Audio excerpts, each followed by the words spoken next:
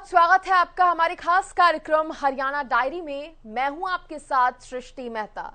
इस कार्यक्रम का एक ही उद्देश्य है कि आप तक हरियाणा के हर उस विकास की जानकारी पहुंचाई जाए जो मुख्यमंत्री मनोहर लाल के नेतृत्व में लगातार किया जा रहा है।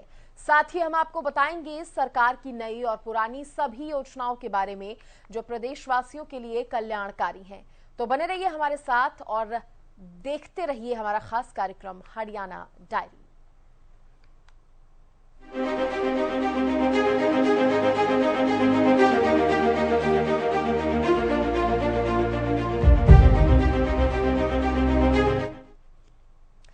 अब देखिए, धर्मनगरी कुरुक्षेत्र में भारतीय जनता पार्टी युवा मोर्चा के 2 दिवसीय प्रशिक्षण शिविर का आयोजन हुआ।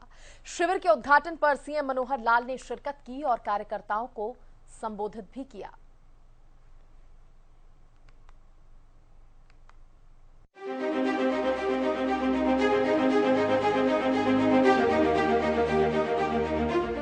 कुरुक्षेत्र स्थित गीता ज्ञान संस्थानम में बीजेपी युवा मोर्चा हरियाणा के 2 दिवसीय प्रदेश प्रशिक्षण शिविर के उद्घाटन के मौके पर हरियाणा के मुख्यमंत्री मनोहर लाल ने शिरकत की। मुख्यमंत्री मनोहर लाल ने पार्टी कार्यकर्ताओं को अनुशासन का पाठ पढ़ाते हुए कहा कि भाजपा एक अनुशासन वाली पार्टी है जिसमें एक सामान्य कार्यकर्ता भी मुख्यमंत्री से लेकर प्रधानमंत्री के पद तक पहुंच सकता है। भाजपा देश हित में काम करती है। देश को विश्व गुरु बनाना पार्टी का ध्येय है। सीएम के मुताबिक केवल भाजपा ही ऐसी पार्टी है जो हर वर्ग के लोगों के लिए काम करती है। लिहाजा कार्यकर्ताओं को चाहिए कि वो केंद्र व प्रदेश सरकार की जन कल्याणकारी योजनाओं को जन जन तक पहुंचाए ताकि संगठन मजबूत बने और आगामी चुनावों में फिर से देश व प्रदेश में भाजपा की सरकार बनाई जा सके। इस दौरान मुख्यमंत्री मनोहर लाल ने कहा कि प्रदेश सरकार ने विकास के नए आयाम स्थापित किए हैं। हर वर्ग के लिए नित नई जन कल्याणकारी योजनाएं क्रियान्वित की हैं जिसका लाभ लोगों को मिल रहा है। सीएम ने दावा करते हुए कहा कि प्रदेश के लिए भाजपा सरकार का 8 सालों का शासनकाल किसी स्वर्णिम युग से कमतर नहीं है। प्रदेश में औद्योगिक निवेश को बढ़ावा दिया गया। वहीं बेरोजगारी, गांवों में 24 घंटे बिजली देने के अलावा अंत्योदय योजना के तहत आखिरी छोर पर खड़े व्यक्ति तक सरकार की योजनाओं का लाभ पहुंचाने का प्रयास किया गया है। अगर उन्होंने 10 लोगों 20 लोग को फैकल्टी चूज करके काम किया तो जो बाकी बैठे हैं लाइन में वो कहते हैं अच्छा फिर इन्हीं से वोट ले लेना, इन्हीं से ले लेना वोट। लेकिन हम जब ये पारदर्शी तरीके से नौकरी देते हैं, योग्यता के राह पर देते हैं, जिसको मिलती है वो भी प्रसन्न है और जिसको नहीं मिली है उसको भी मन में संतोष है क्या कि वही नौकरी तो ठीक आदमी को मिली। वो पढ़ाई करता था, होशियार था, मेरे से आगे था, उसको मिली है, मैं भी पढ़ाई करूंगा, आगे बढ़ जाऊंगा। वातावरण बदला। उस वातावरण के बदलने के बाद हम अपने विचारों के सिद्धांतों का प्रतिपादन करते हैं कि नहीं, हमारा समाज है, देश अपना, प्रदेश अपना, समाज अपना, लोग हमारे परिवार के लोग हैं।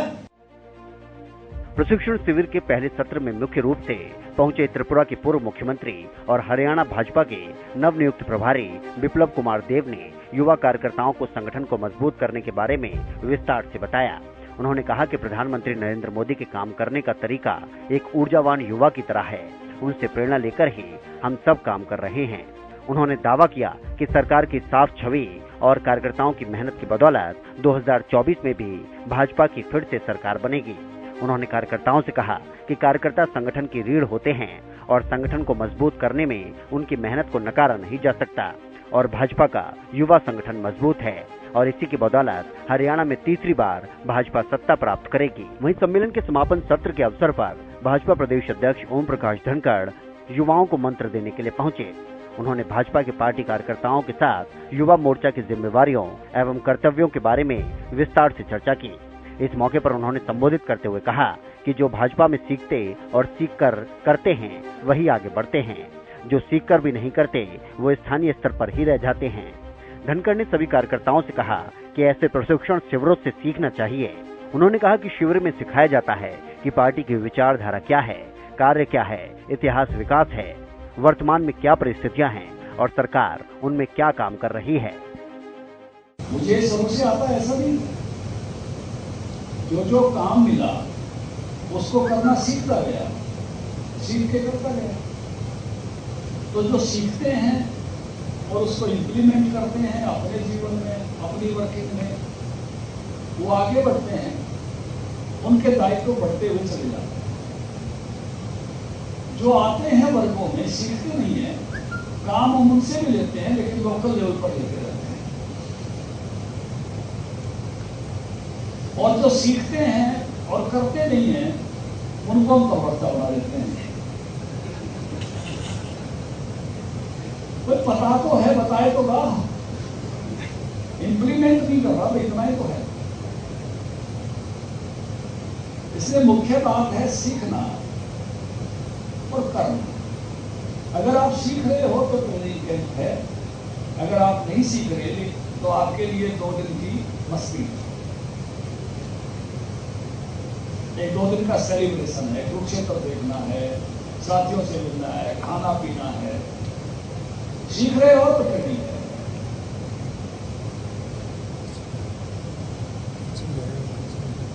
अब इसमें हम सिखाते हैं पार्टी विचारधारा क्या है, कार्यपद्धति क्या है, इतिहास विकास क्या है। इसमें हम सिखाते हैं कि वर्तमान परिस्थितियां क्या हैं, सरकार उनमें क्या काम कर रही है, सरकार की योजनाएं कैसे नीचे तक पहुंचानी है। इस दौरान भाजपा के प्रदेश प्रभारी समेत अन्य नेता भी मौजूद रहे। इस अवसर पर कृषि मंत्री जेपी दलाल, संगठन महामंत्री रविंद्र राजू, थानेसर के विधायक सुभाष सुधा, जिला अध्यक्ष राजकुमार सैनी, भाजपा युवा मोर्चा के प्रदेश प्रभारी अभिनव मिश्रा सहित सह प्रभारी भी मौजूद रहे। कुल मिलाकर 2 दिन के शिविर में कार्यकर्ताओं को पार्टी की विचारधारा के बारे में विस्तार से जानकारी दी गई। साथ ही केंद्र और प्रदेश सरकार की योजनाओं को किस तरह से जन जन तक पहुंचाना है, इस बारे में भी जानकारी दी गई।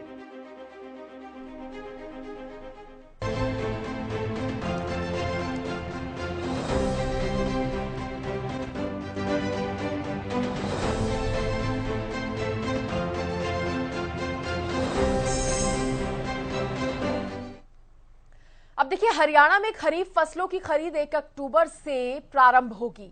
इस दौरान मूंग, मूंगफली, अरहर, उड़द और तिल की खरीद होगी। फसलों की खरीद के लिए प्रदेश में 100 से अधिक मंडियों की व्यवस्था की गई है। मुख्य सचिव संजीव कौशल ने अधिकारियों के साथ इस संबंध में बैठक की और दिशा निर्देश दिए।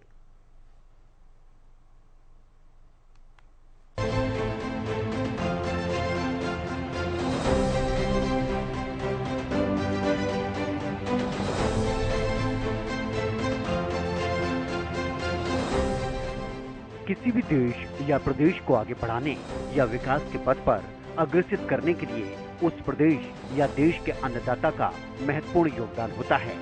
अगर अन्नदाता खुश है तो पूरा प्रदेश खुश है, और प्रदेश खुश है तो देश खुश और संपन्न होगा। ऐसे में हरियाणा सरकार किसानों को आगे बढ़ाने के लिए हर संभव प्रयास कर रही है। केंद्र सरकार से लेकर हरियाणा सरकार भी किसानों की आय दोगुना करने और किसानों की सुविधाओं के लिए समय समय पर कदम उठा रही है। समय से उनकी फसल की बुआई हो सके, समय से कटाई हो सके और समय से उनकी फसल की खरीद हो सके और साथ ही उनकी फसल का भुगतान भी हो सके, इसके लिए सरकार की तरफ से पूरा ख्याल रखा जाता है। इस बीच हरियाणा में किसानों के लिए एक और राहत की खबर सामने आई है। हरियाणा में खरीफ फसलों की खरीद 1 अक्टूबर 2022 से प्रारंभ हो जाएगी। मूंग, मूंगफली, अरहर, उड़द और तिल की खरीद शुरू हो जाएगी। फसलों की खरीद के लिए प्रदेश में 100 से ज्यादा मंडियों की व्यवस्था की गई है। इस संबंध में मुख्य सचिव संजीव कौशल ने अधिकारियों को निर्देश देते हुए विपणन सत्र 2022-23 के दौरान खरीफ फसलों की खरीद के लिए पर्याप्त व्यवस्था सुनिश्चित करने के लिए कहा है, ताकि किसानों को अपनी फसल बेचने में कोई परेशानी न हो। मुख्य सचिव ने विपणन सत्र 2022-23 के दौरान खरीफ फसलों की खरीद के संबंध में तैयारियों को लेकर समीक्षा बैठक की। संजीव कौशल ने निर्देश देते हुए कहा कि फसलों की समयबद्ध तरीके से खरीद, उसकी स्टोरेज तथा मंडियों में गनी बैग की व्यवस्था सुनिश्चित की जाए, ताकि खरीद प्रक्रिया के दौरान किसी प्रकार की समस्या न आए। बैठक में बताया गया कि विपणन सत्र 2022-23 के दौरान मूंग की खरीद 1 अक्टूबर से शुरू होगी और 15 नवंबर 2022 तक जारी रहेगी। मूंगफली की खरीद 1 नवंबर से 31 दिसंबर 2022 तक की जाएगी। अरहर, उड़द और तिल की खरीद 1 दिसंबर से शुरू होगी और 31 दिसंबर 2022 तक जारी रहेगी। खरीफ फसलों की खरीद भारत सरकार द्वारा घोषित न्यूनतम समर्थन मूल्य यानी MSP पर की जाएगी। बैठक में बताया गया कि राज्य खरीद एजेंसियों जैसे हरियाणा राज्य भंडारण निगम और हैफेड के अलावा नेफेड द्वारा खरीफ फसलों की खरीद की जाएगी। बैठक में बताया गया कि खरीफ फसलों की निर्बाध खरीद सुनिश्चित करने के लिए पर्याप्त संख्या में मंडियों में व्यवस्था की गई है। मूंग की खरीद के लिए 16 जिलों में 38 मंडियों में व्यवस्था की गई है। अरहर की खरीद के लिए 18 जिलों में 22 मंडियों में व्यवस्था की गई है। उड़द की खरीद के लिए 7 जिलों में 10 मंडियां खोली गई हैं। मूंगफली की खरीद के लिए 3 जिलों में 7 मंडियां खोली गई हैं। साथ ही तिल की खरीद के लिए 21 जिलों में 27 मंडियां खोली गई हैं। बैठक में बताया गया कि इस वर्ष मूंग की 41,850 मीट्रिक टन उत्पादन की संभावना है।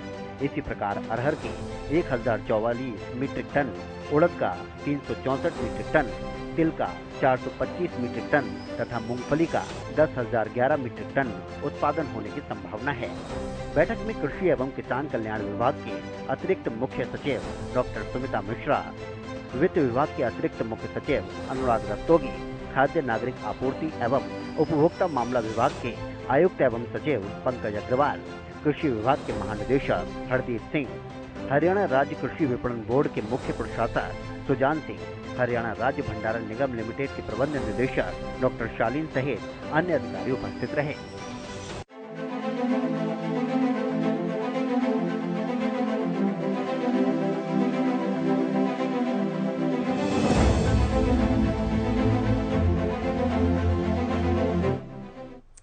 अब देखिए, हरियाणा सरकार ने प्रदेश में फसल अवशेष खासतौर पर पराली जलाने की घटनाओं पर पूरी तरह से रोक लगाने और उसका सही मैनेजमेंट करने के लिए नीतिगत फ्रेमवर्क बनाया है।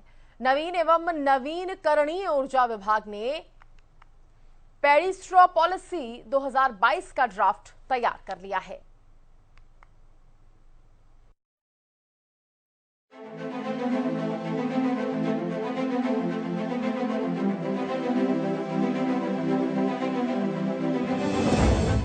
हरियाणा सरकार ने प्रदेश में फसल अवशेष खासतौर पर पराली जलाने की घटनाओं पर पूरी तरह से रोक लगाने और उसका सही मैनेजमेंट करने के लिए नीतिगत फ्रेमवर्क बनाया है।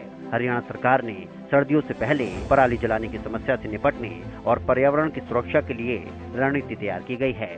सरकार के नवीन एवं नवीनीकरण ऊर्जा विभाग ने पैडी स्ट्रॉ पॉलिसी 2022 का ड्राफ्ट तैयार कर लिया है।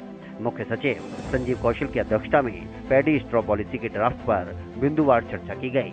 जल्द ही इस पॉलिसी को मुख्यमंत्री मनोहर लाल मंजूरी देंगे। आइए इस पॉलिसी के मकसद के बारे में जानते हैं। पराली आधारित बायोमास, बिजली परियोजनाओं, उद्योगों, कंप्रेस्ड बायोगैस प्लांटों, अपशिष्ट से ऊर्जा संयंत्रों, ईंट भट्टों, पैकेजिंग सामग्री इत्यादि में निवेश को आकर्षित करने के लिए अनुकूल वातावरण बनाना है। किसानों को अपने खेत में पराली को काटने, गठरी बनाने और स्टोर करने के लिए प्रोत्साहित करना भी इस पॉलिसी का मकसद है। इसके अलावा इस पराली का उपयोग कहां होगा, इसके बारे में भी बात करते हैं। पॉलिसी के माध्यम से फसल के अवशेषों की मांग और आपूर्ति प्रबंधन के लिए किसानों व उद्योगों, गौशालाओं, उपयोगकर्ताओं के बीच लिंक स्थापित किया जाएगा। साथ ही विद्युत संयंत्रों, औद्योगिक बॉयलरों, ईंट भट्टों या किसी अन्य औद्योगिक, वाणिज्यिक या संस्थागत प्रतिष्ठानों में पराली का उपयोग करने पर भी जोर दिया जाएगा। नई टेक्नोलॉजी में अनुसंधान और विकास को बढ़ावा देना भी इस नीति के मुख्य उद्देश्यों में से एक है। मुख्य सचिव संजीव कौशल ने यह भी बताया कि पराली की जिलावार मैपिंग होगी। पराली के उपयोग तथा बायोमास को बढ़ावा देने के लिए विभिन्न रणनीतियां तैयार की गई हैं। राज्य में पावर प्रोजेक्ट्स, एथनॉल और अन्य बायोफ्यूल के उपयोग को प्रचलित करने के लिए इस नीति के प्रारूप में विभिन्न वित्तीय प्रोत्साहनों का भी प्रावधान किया गया है। पराली की मांग के लिए जिलावार मैपिंग करने की रणनीति को भी नीति में शामिल किया गया है। किसानों को पराली मैनेजमेंट के लिए जागरूक किया जाएगा।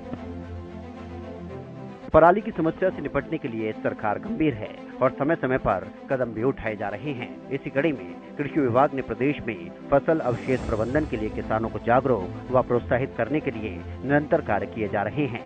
विभाग की तरफ से व्यक्तिगत श्रेणी के तहत किसानों को 50% सब्सिडी पर तथा कस्टमर हायरिंग सेंटर खोलने के लिए 80% सब्सिडी पर बेलिंग यूनिट उपलब्ध करवाई जा रही है। वित्त वर्ष 2022-23 के दौरान सब्सिडी पर 600 बेलिंग यूनिट प्रदान की जा रही हैं। इनमें से 290 बेलिंग यूनिट पानीपत के बाहोली में स्थापित एथेनॉल प्लांट के लिए चिन्हित क्लस्टर में आवंटित की गई है। संजीव कौशल ने बताया कि गत वर्ष पराली जलाने की घटनाओं में काफी कमी आई है और इस वर्ष भी पराली जलाने की घटनाओं में कमी लाने के लिए अभी से कार्य योजना तैयार की गई है। इसके लिए ग्राम स्तर पर कमेटियां बनाई गई हैं ताकि जमीनी स्तर पर पराली जलाने की घटनाओं पर कड़ी निगरानी रखी जा सके और किसानों को पराली न जलाने के लिए जागरूक किया जा सके। प्रदेश में इन सीटू प्रबंधन व्यापक स्तर पर किया जा रहा है और इसके साथ ही एक्स सीटू प्रबंधन पर अधिक जोर देने की जरूरत है। इसके लिए वर्तमान प्रौद्योगिकियों के अलावा नई प्रौद्योगिकियों और नई परियोजनाओं की संभावनाएं भी तलाशी जाएं, इस बात के निर्देश दिए गए। बैठक में कृषि विभाग के अतिरिक्त मुख्य सचिव डॉक्टर सुमिता मिश्रा, मुख्यमंत्री के प्रधान सचिव वी उमाशंकर, ऊर्जा विभाग के महानिदेशक हनीफ कुरैशी, कृषि विभाग के महानिदेशक हरदीप सिंह सहित अन्य अधिकारी मौजूद रहे।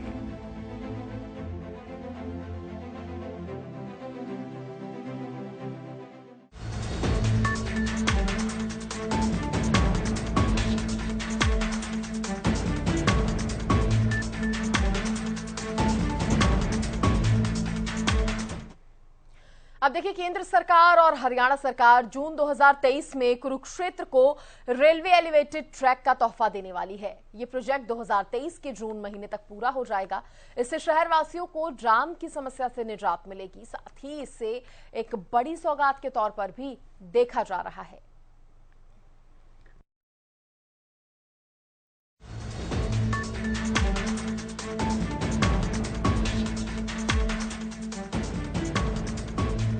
हरियाणा सरकार की नीतियों और लगातार मिलते केंद्र के साथ के कारण ही हरियाणा विकास के पथ पर अग्रसर है। लगातार गांवों को शहरों से और शहरों को गांवों से जोड़ने के लिए सड़कों का जाल बिछाया जा रहा है। साथ साथ रेल मार्ग का विस्तार भी लगातार हरियाणा में हो रहा है। पिछले कुछ समय से मनोहर सरकार की तरफ से सड़क मार्ग और रेल मार्ग को लेकर जो भी मांग केंद्र सरकार के सामने रखी गई, उसे पूरा करने का काम केंद्र सरकार की तरफ से किया भी गया। इसी कड़ी में केंद्र सरकार और हरियाणा सरकार कुरुक्षेत्र को एक बड़ा तोहफा देने जा रही है। केंद्र सरकार और हरियाणा सरकार कुरुक्षेत्र को रेलवे एलिवेटेड ट्रैक का तोहफा देने जा रही है। ये प्रोजेक्ट जून 2023 तक पूरा हो जाएगा।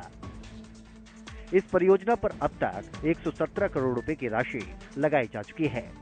इस बजट से परियोजना का लगभग 60% कार्य पूरा हो चुका है। परियोजना के अंतर्गत अंडरग्राउंड फाउंडेशन में 1296 पिलरों का निर्माण किया जाएगा। एलिवेटेड रेल ट्रैक परियोजना के तहत 1296 फाउंडेशन पिलर बनाए जाएंगे। इसके अलावा 450 बीम में से अधिकतर बीम तैयार हो चुके हैं। इस प्रोजेक्ट का लाभ लाखों लोगों को मिलेगा। इस प्रोजेक्ट के पूरा होने से जाम की समस्या से भी निजात मिलेगी।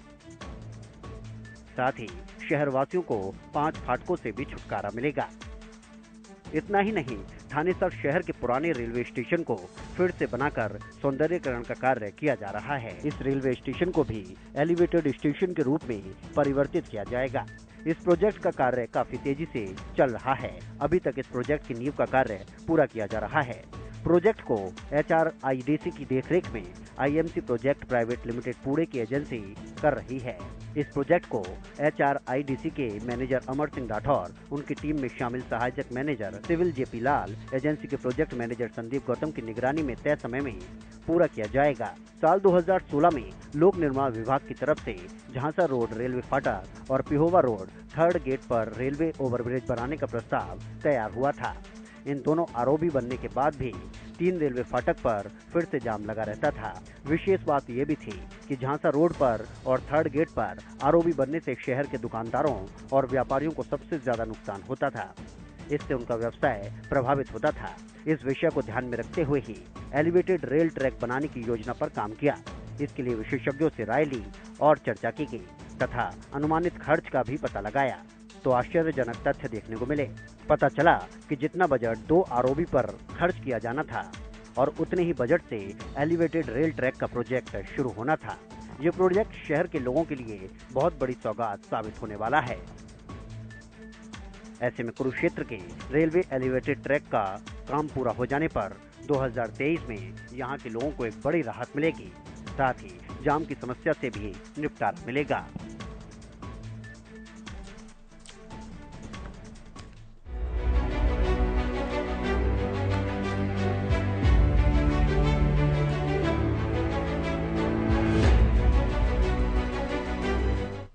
अब देखिए, हरियाणा के खेल मंत्री संदीप सिंह ने मंगलवार को हरियाणा ओलंपिक एसोसिएशन का नया लोगो लॉन्च कर दिया है।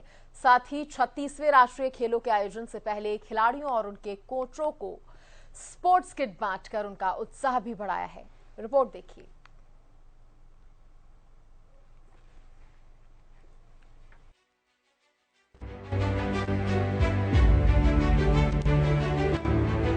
हरियाणा की मनोहर सरकार की नीतियों की वजह से लगातार खेल और खिलाड़ी आगे बढ़ रहे हैं। ये मनोहर सरकार की नीतियां ही हैं कि हरियाणा की पहचान न सिर्फ आज देश में बल्कि पूरी दुनिया में है। हरियाणा ओलंपिक एसोसिएशन की तरफ से नया लोगो लॉन्च किया गया है। हरियाणा के खेल मंत्री संदीप सिंह ने पंचकुला सेक्टर 3 में ताऊ देवीलाल खेल स्टेडियम के मल्टीपर्पज हॉल में हरियाणा ओलंपिक एसोसिएशन का नया लोगो लॉन्च किया। साथ ही हरियाणा के खिलाड़ियों और उनके कोच को स्पोर्ट्स किट बांटकर 36वें राष्ट्रीय खेल के लिए उनका उत्साहवर्धन किया। दरअसल गुजरात इस बार राष्ट्रीय खेलों की मेजबानी करने वाला है। 27 सितंबर से गुजरात के 6 शहरों में 36वें राष्ट्रीय खेल का आयोजन होने जा रहा है, जो 10 अक्टूबर तक चलेगा, जिसमें देश के कोने कोने से कुल 7000 एथलीट हिस्सा लेंगे और अपना दमखम दिखाएंगे। इस आयोजन के लिए हरियाणा के भी खिलाड़ियों ने अपनी कमर कस ली है। 36वें राष्ट्रीय खेल के आयोजन में भाग लेने के लिए हरियाणा की 618 सदस्यीय टीम जाने वाली है, जिसमें 294 महिला खिलाड़ी और 324 पुरुष खिलाड़ी शामिल हैं। साथ ही राष्ट्रीय खेलों में टीमों के प्रोत्साहन के लिए 142 महिला कोच और 122 पुरुष कोच भी गुजरात जाएंगे और 36वें राष्ट्रीय खेल के आयोजन में हरियाणा का मान सम्मान बढ़ाएंगे। राष्ट्रीय खेलों का आयोजन 7 साल बाद होने जा रहा है। ऐसे में हरियाणा के खिलाड़ी इसके लिए जी जान लगाकर तैयारी कर रहे हैं। इससे पहले 2015 में केरल में राष्ट्रीय खेलों का आयोजन हुआ था, जिसमें हरियाणा के खिलाड़ियों ने बेहतरीन प्रदर्शन किया था। हरियाणा सरकार भी समय समय पर खिलाड़ियों का उत्साहवर्धन करती रहती है। साथ ही खिलाड़ियों की मदद के लिए भी हरियाणा सरकार कोई कोर-कसर नहीं छोड़ती और हर संभव तरीके से खिलाड़ियों के साथ खड़ी रहती है। आपको बता दें, हरियाणा में पहले खिलाड़ियों की 125 रुपए डाइट थी, लेकिन अब मनोहर सरकार की ओर से 400 रुपए की डाइट कर दी गई है, जो दूसरे राज्यों के मुकाबले सबसे ज्यादा है। अच्छी डाइट और बेहतर खेल के माहौल के कारण ही हर साल खेलों में हरियाणा तरक्की कर रहा है। साथ ही ओलंपिक में जाने वाले हरियाणा के हर खिलाड़ी को तैयारी के लिए 15 लाख रुपए दिए जाते हैं। इसके अलावा बेहतरीन प्रदर्शन करने वाले खिलाड़ियों को भी सम्मानित किया जाता है। ओलंपिक में स्वर्ण पदक जीतने वाले खिलाड़ियों के लिए 6 करोड़ रुपए, सिल्वर मेडल जीतने वाले के लिए 4 करोड़ रुपए और रजत पदक जीतने वालों के लिए 2.5 करोड़ रुपए की इनाम राशि तय की गई है। और इस बार हरियाणा के हर वो खिलाड़ी जो कि ओलंपिक में शिरकत करते नजर आए थे, उनको सरकार की तरफ से सम्मानित किया गया। एक दिन पहले ही सर्बिया में विश्व कुश्ती चैंपियनशिप में पुरुषों के 65 किलोग्राम भार वर्ग में भारतीय पहलवान और ओलंपिक पदक विजेता बजरंग पुनिया के मेडल जीतने पर मुख्यमंत्री मनोहर लाल ने भी ट्वीट कर उनकी सराहना की थी, जिसमें उन्होंने लिखा था, भारत के शेर का एक और ऐतिहासिक प्रदर्शन। सर्बिया की राजधानी बेलग्रेड में आयोजित वर्ल्ड चैंपियनशिप में रिकॉर्ड चौथा मेडल जीतने पर हरियाणा के बेटे बजरंग पुनिया को ढेरों बधाई। यूं ही पटकनी देते रहो। खिलाड़ियों को सरकार की ओर से हर मदद और हर प्रकार की सराहना ही वो कारण है कि देश भर में हरियाणा के खिलाड़ी प्रदेश का मान अंतर्राष्ट्रीय स्तर पर भी बढ़ा रहे हैं। हरियाणा ओलंपिक एसोसिएशन के नए लोगों के लॉन्च कार्यक्रम में सरकार की इन्हीं योजनाओं के बारे में बताते हुए खेल राज्य मंत्री संदीप सिंह ने कहा कि हरियाणा सरकार की खेल नीति पूरे देश भर में अव्वल है।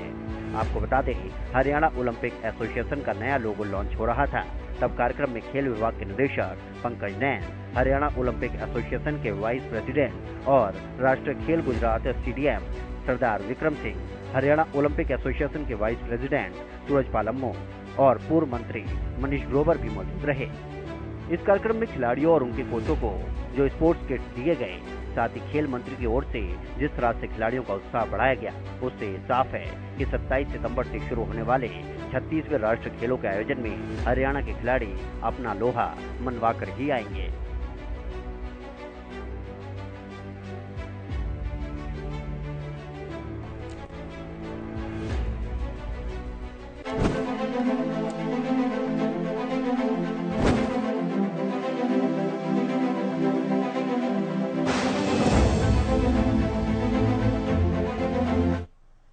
तो मुख्यमंत्री मनोहर लाल के कुशल नेतृत्व में हरियाणा प्रदेश लगातार अग्रसर है और ऐसे में हरियाणा का हर वर्ग सरकार के कार्यों से काफी संतुष्ट नजर आ रहा है, क्योंकि हरियाणा सरकार का एक ही मकसद है कि प्रदेश के अंतिम व्यक्ति का विकास किया जा सके। फिलहाल हमारे खास कार्यक्रम हरियाणा डायरी में आज के लिए इतना ही। कल फिर मिलेंगे। आप देखते रहिए हरियाणा न्यूज। नमस्कार।